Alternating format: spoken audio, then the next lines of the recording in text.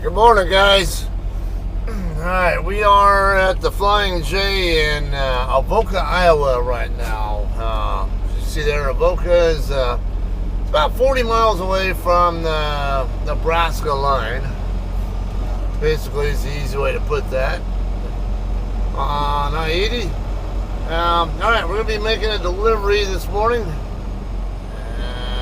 Once I figure out what Transwest has got going on there. I think he's just trying to park illegally or something. Alright. I did have a little bit of a casualty with this camera up here.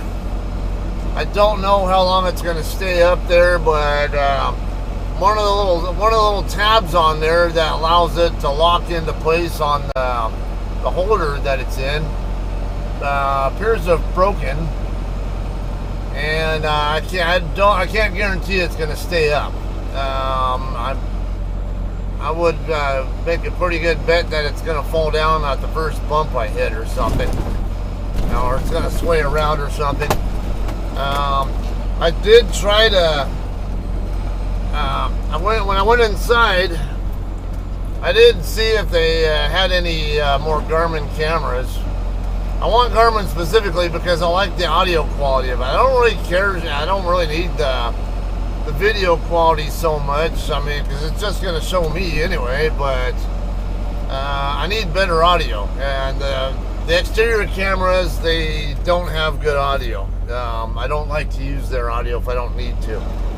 It'll work, but I'm not a fan of it. So. Yeah, you see it's a little busy here right now with trucks leaving to go do whatever they're doing. So yeah, we'll make do. I'll try to find another Garmin camera at another pilot. Because this one, I mean, they had like one or two cameras in their display case thing, but it wasn't. I think one of them, one was a Cobra, which I won't touch. I had prior experience with a Cobra camera, and I'll never do it again. And like I said, I like the audio quality of the Garmin cameras. So, or at least this one that I've been using for years. So we'll just get something new when we can. All right, let's get past the stop sign, and I'll tell you more about what's going on here.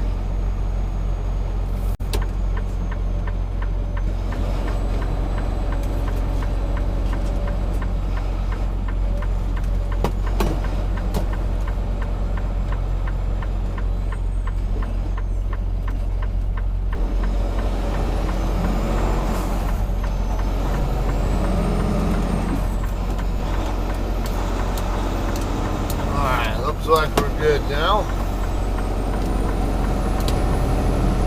Thankfully that road goes from one lane to two right there, so I have somewhere I can turn and accelerate without it interfering with traffic coming up already.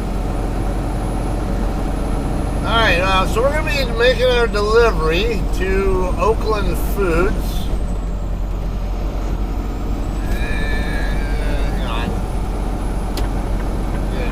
Over here. Alright, Oakland Foods is in the town of Oakland, Iowa. It's only a 14-mile trip. If I'm quick enough with what I'm talking about, which I don't think I will be, but I can try. Might accelerate a little bit of it, but restricted width 9 feet 6 inches up ahead. Alright, so I've never been to this place before. I have no idea what to expect. I know there's a staging line in front of the guard shack because the Google reviews told me that. I didn't even bother to look at the satellite view. Yeah, so here the camera is wanting to fall a little bit on the side where the broken tab is at. So if you want to see the ceiling, okay.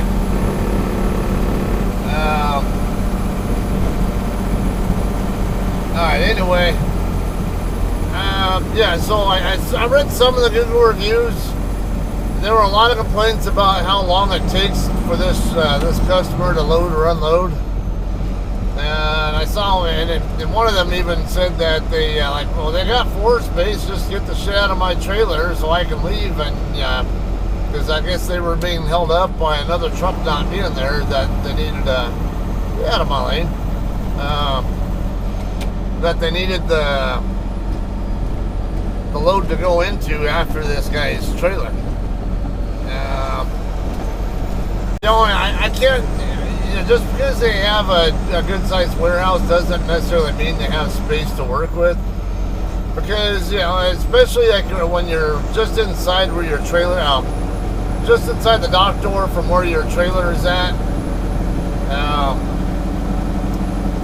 that's usually a staging area where it's only normally used for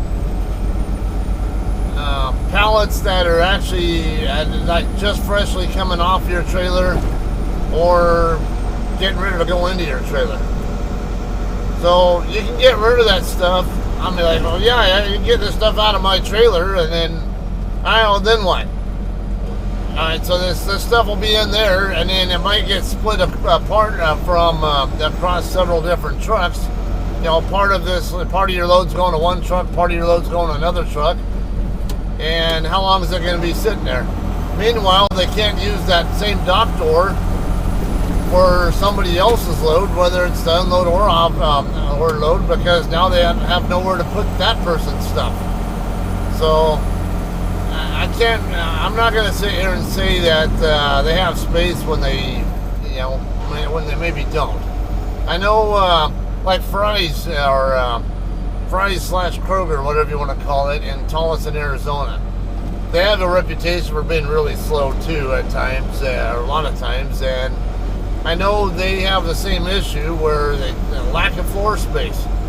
In fact, last time I was over at that one, the guy was warning me in advance, hey, just FYI, this is going to be it's going to take some time because we're completely wiped on floor space and have nowhere to put your stuff. So they a lot of times what they'll do is actually use your trailer as like temporary storage to like shuffle stuff around until they get things like all the little pieces moved where they need, and then they'll and then once they're at a good spot where they can like kind of clear one truck up from this whole shuffle game, then they'll clear you out.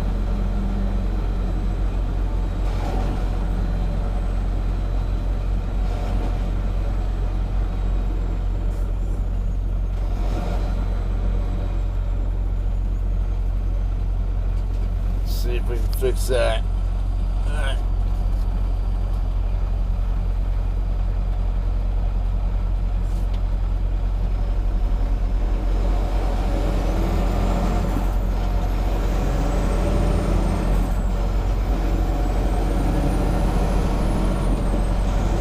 Alright, so what else can we talk about here?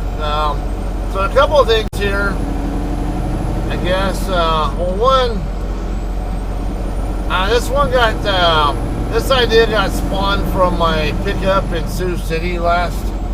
I did not vlog that particular pickup, I don't think. I think I might have put the clips from that one on my clips channel. But anyway, so when one of the things that you can have a problem with when you're working for a more sizable carrier that does drop and hook pickups is trailer numbers being very similar, and mistakes that are caused by that. So when I was in Sioux City picking up that load like earlier this month, there was that was my bills that I was given said pick up trailer number such and such. I don't remember what the number was, like 30329 or something, or 28 or whatever it was. We'll just say 30328. Alright, so I get I get through dropping my empty trailer, and then I go bobtail over to what I think is my trailer. But the problem was it was 30928 or 30828, whatever it was. And I'm like, now I'm questioning, because of other experiences I've had, does my bills accidentally say the wrong trailer number, or is this really the wrong trailer number that is very similar to the trailer that I really do want? Because I've had both happen, so I'm not inclined to just arbitrarily believe that it's a mistake, like a fat finger or an error. Because going back on the history with that, I had a pickup from the Tyson plant in Carthage, Texas, several years ago. This was my earlier time with JCT, and the trailer that they told me to pick up was like 53 something, like we'll just say 5322, just for the hell of it. I just know it was a 5300 number. I'm like, okay, I haven't been with, at the time I hadn't been with JCT for all that long, but like, I've looked at a lot of trailers, a lot of JCT owned trailers, and I didn't remember ever seeing one that was a 5300 number. I'd seen some that were 5800s, but not 5300s. So I got really suspicious, and I looked around the lot, and I saw one that was 5822, but not 5322. So I'm like, I think these guys put the wrong trailer number in there. So I remember I looked inside to see what product was in there, and and it seemed to match what was on my bills. So then I asked my dispatch, hey, do we have a trailer number 5322? Because like I don't remember ever seeing a 5300 series trailer since I've been with the company, and there is a 5822 here, and I have reason to think that that's the right one. And my dispatch said we used to have one with that number, but we sold it some time ago. I don't remember. Yeah, they had a record of it, but they showed that they had sold it before I'd even came to the company. So I was like, okay, that pretty much confirms what I suspected. Then this is definitely a wrong trailer number on the bills issue. So give it at that. All right. But, when I was in Sioux City, I went ahead and looked at the other Hirschbach trailers that were over there to see what is there. Well, the 30 series 5-digit trailers, they could be both JCT or Hirschbach, but I'm seeing less and less of the JCT badge trailers now, and it's almost entirely Hirschbach. There are some JCTs out there still, I think, but it's getting definitely less very quickly. Anyway, I only had to go like about 3 trailers over from the one that I had parked in front of, or actually hooked to, but never actually hooked up the lines to, or raised the gear of, before I found that the bills actually did match the trailer that was there with a very similar number. So that was one that had. That could have gone wrong. But, and it just takes 2 people making stupid mistakes. Like, it could have been me making a stupid mistake and grabbing the wrong trailer, and then getting over the guard check again and having the guard mistakenly think that they're seeing the correct trailer as well, but they're not. And, then chaos can ensue. Speaking of that, when I was with Sear England, I had a situation at the Cargill plant in, I think it's Friona, Texas. It's along US 60, not too far from the New Mexico line, if you guys are familiar with it. Alright, so that was a drop-in hook, and I get to the guard shack. I never get to see the bills at all. I signed, but I never got to see the bills. And the guard told me pick up, drop your empty over the drop area and then pick up trailer number such and such. We'll just say 25628. And so I do exactly what the guard tells me to grab and come back with it after I'm done pre-tripping and stuff. And then he checks everything out, whatever, seals me up. And then out I go. Well, if you're familiar with that Cargill plant, the guard shack, there's a fence right there on the other side of it, and basically you're just inside the fence when you're checking back out. And on the way out of there, well, you gotta send your departure info and all that. I hadn't done that yet, but like there's nowhere for me to do it. Like, cause you get outside the fence so they can start working on the next guy. There's some train tracks right there that you have to cross. Oh, I'm not gonna sit there on top of train tracks. I don't know if they're just Cargill's tracks or if they're actually through tracks or something, but I wasn't going to sit on it in general principle. So, and there was no room at all anywhere for me to go between the fence and the highway without being on the train tracks. So I just like, all right, well, just get going, I guess. And I never got a chance to really look at the bills. And I think there was, I think the bills actually showed it going to the right place, which was Stater Brothers in San Bernardino, California. Alright, and then I get zoomed in here for you guys. Alright, then I find out while I'm on my way across US 84, going towards Santa Rosa, because I went over to Clovis to scale the load, and then I continued from Clovis up across 84 over to Santa Rosa and was going to get on I-40 there. Well, I think right around, maybe just after I got through Fort Sumner, right where US 60 and 84 split off, I got a call from dispatch telling me, hey, when you get to Santa Rosa, stop and don't go anywhere, because then they told me about the screw-up that happened. Yeah. So it turned out there was another trailer there at Cargill with almost identical trailer number, except for one of those digits that had the same pattern to it, like it was an 8 instead of a 6 or whatever it was, you know, very similar shape, was also there, and it was also involved being picked up. But this was actually a 3-way screw up. So 2 of the loads were going to Stater Brothers in San Bernardino. The other one was going, I think, to the east. I don't remember where, but we were all there picking up at similar times. Not at the same time, but similar.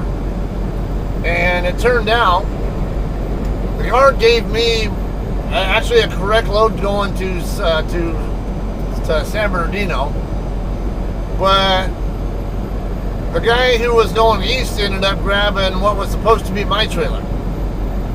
You know, and then the third guy, who was also supposed to be going to California, yeah, but I think he was the last one there or whatever. They had to stop the guy who was going the wrong way with my load, and with the wrong load, whatever you want to call it. And they basically had the last guy who was, the other guy who was going to California, grab the wrong load, take it to the guy who has my load, swap with him, and then run my load back over to Santa Rosa to swap with me, even though we're both going to San Bernardino anyway. So, but yeah, I think we even had the same appointment times even or something. But I'm like, okay, whatever. But that was the load I was already assigned to anyway. It was a mess. So you gotta watch out for that kind of thing. If you're ever doing dropping hooks, make sure you don't make that little mistake. Okay, we're coming up pretty fast on the facility. I believe I see it up here on the right, a little further up here.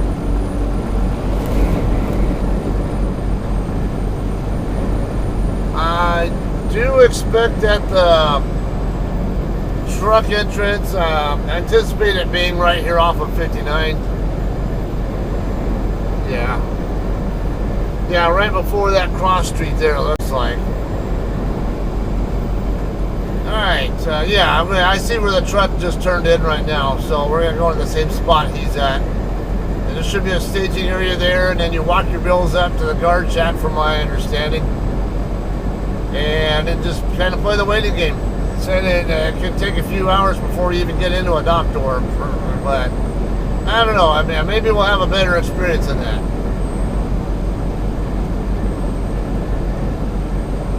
pretty sure this guy behind me is not going to be coming to this place. So I'm going to signal in advance that I'm going to turn here.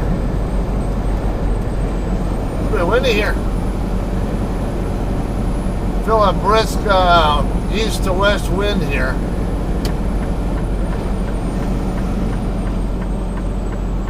We get slid over, so that way this guy has ample space to see with and all that. All trucks right here. Okay.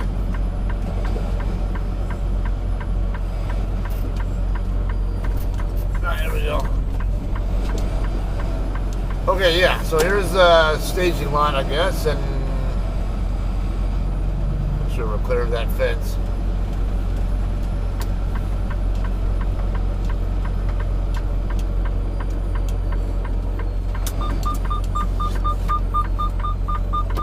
We can park here next to Double S or whatever, and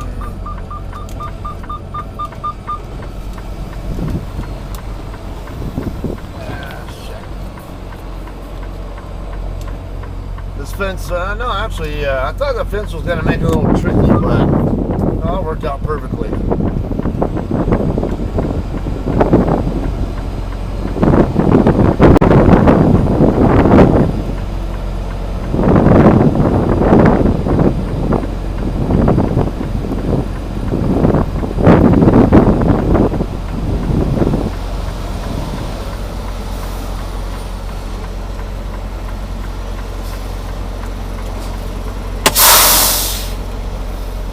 Alright guys, let me get checked in here and we'll figure out what's going to happen next.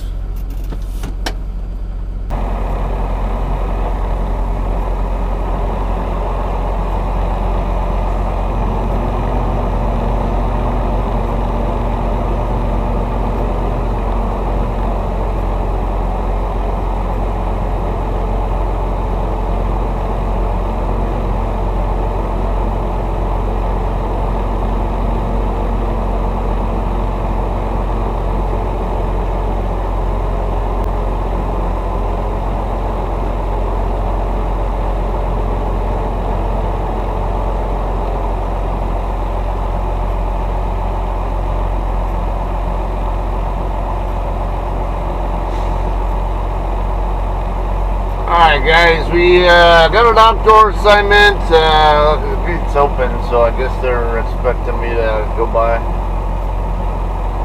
Yeah, she said go to door 13. Should be a right turn over here. Just park in front of the dock door. Don't open doors or brake still or anything like that.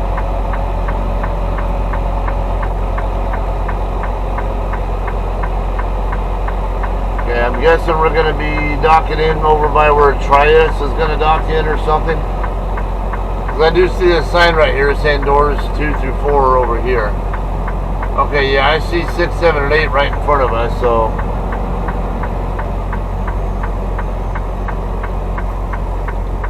Okay, which, well, he's going to, looks like he's going to 7, so we should be over, yeah, here's 2 over here. Yeah. I don't want to go into drive mode. I'm trying to preserve a split if I can.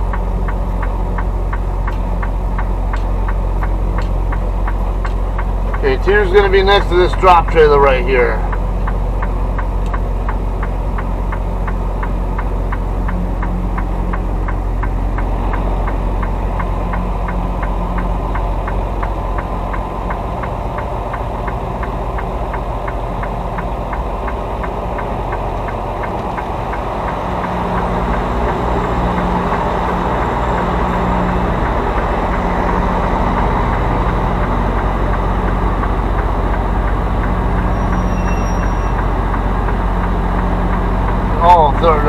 Oh, never mind.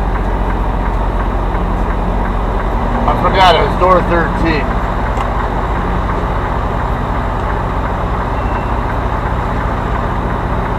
And I'm not moving now until I see where you're at. Alright, oh, there you are.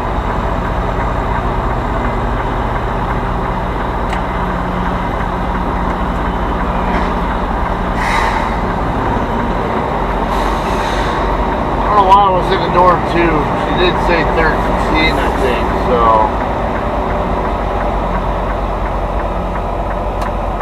I guess the shag driver must have experience knowing that OTR trucks don't do stuff here. Come on, what are you doing? Fucking trying to shift gears on me while I'm trying to go up a hill and losing all my momentum.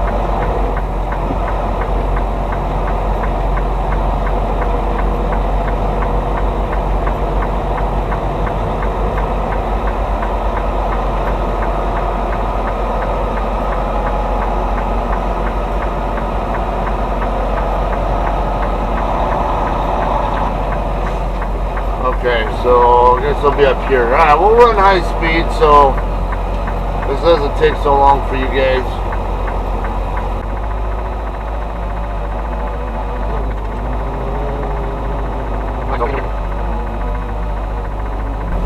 What the hell? What a weird ass facility is this with dock doors. Damn it, quit. Probably get thrown into drive mode by this thing. See a Hirschbach trailer over there. Damn it, quit putting me over 5 miles an hour.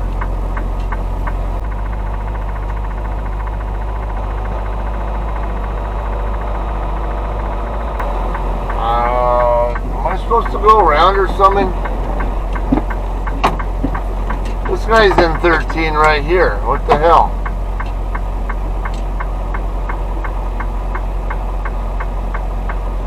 I don't know that I can get through here. Not with him where he's at.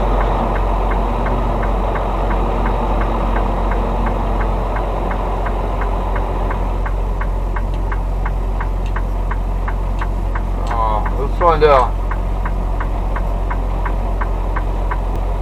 Okay, this guy's docking out.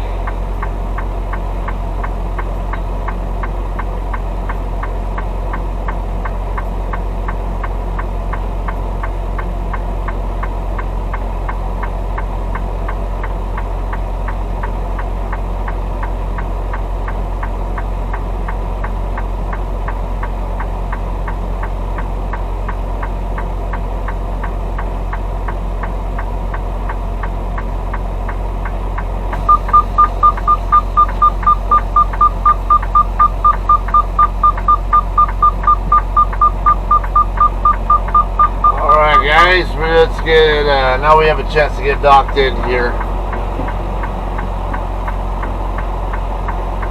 Like it should be for the most, I don't know, might be a little bit of a blind side here. I don't think we're going to have room here to do a, I don't know, it might have just enough to do a straight back.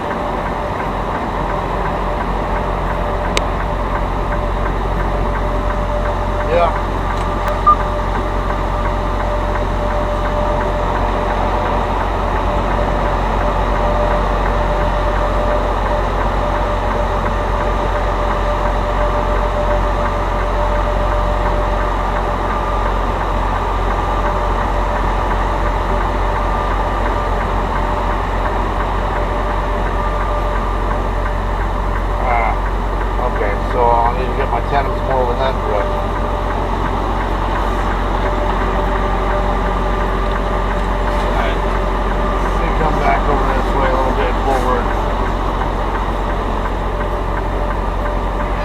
You know, I saw comments in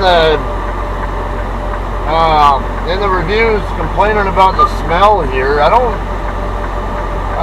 smell anything wrong here. It's actually what I'm smelling right now is not even unpleasant. Smells like food to me. Or no, I smell like paper burning or something.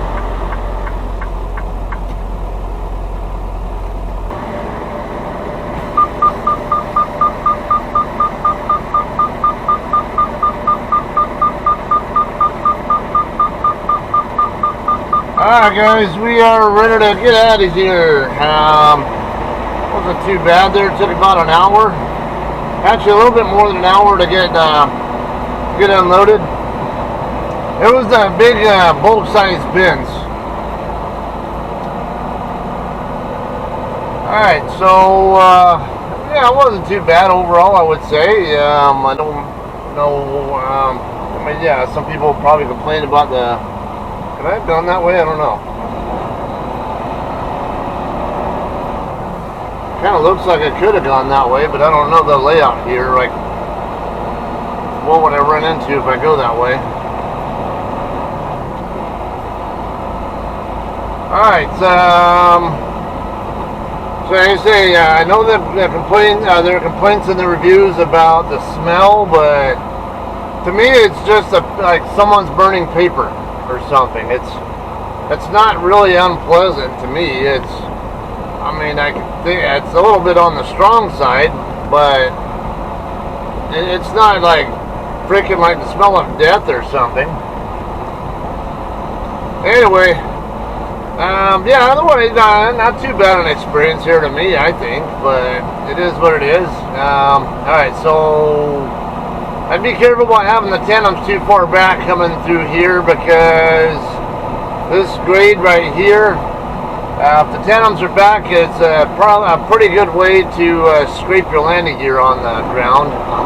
Even with the tandems where I have them, I'm kind of concerned about that. Let's take a look at, see what we got going on here.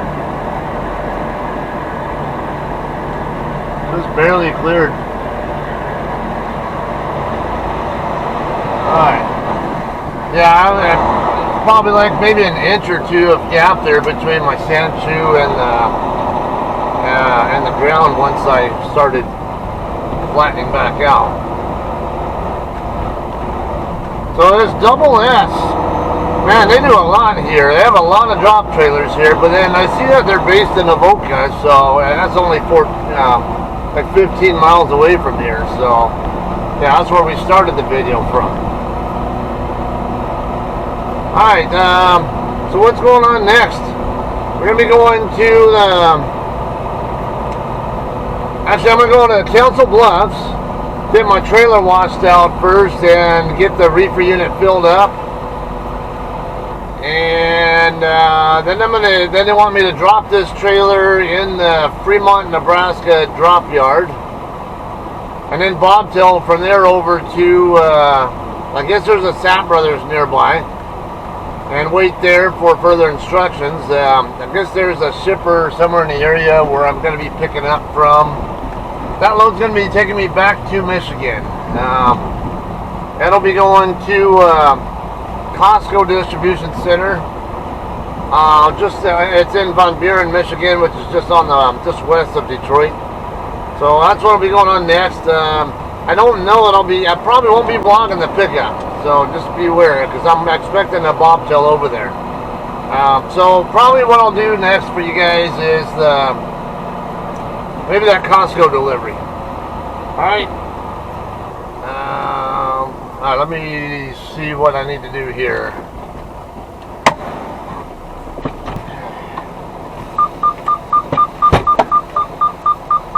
Alright, let's get out of here and out of the way. So, this woman right here, turns out her kids are actually familiar with Xandria, the group that, you know, is on my shirt. I was surprised because most of the time, Americans are not familiar with a lot of the groups that I listen to, and it's always refreshing when I encounter somebody who actually is familiar with them. So, yeah, it kind of caught me off guard when she said that she was familiar with them. And the other lady who was in there with her, she was wondering about them. And so I played one of their songs while I was checking in earlier. and she said she liked it and I was gonna check it out. I'll check out more of their stuff. So that was pretty cool. All right, so to get over to Council Bluffs, the short route is to come over here into town in Oakland and get on US 6 heading westbound. That'll take you right over to I-80, just right over on the east end of the Council Bluffs area. So it's about a 30-mile trip. Not too bad. Only problem is Iowa two-lane highways are always like 55-mile-an-hour speed limit, so that can be a pain. Otherwise, all right, whatever. All right, I guess I will see you guys in Van Buren, Michigan on the next one. All right, you all have a great day. Hope you enjoyed, and we'll see you guys then.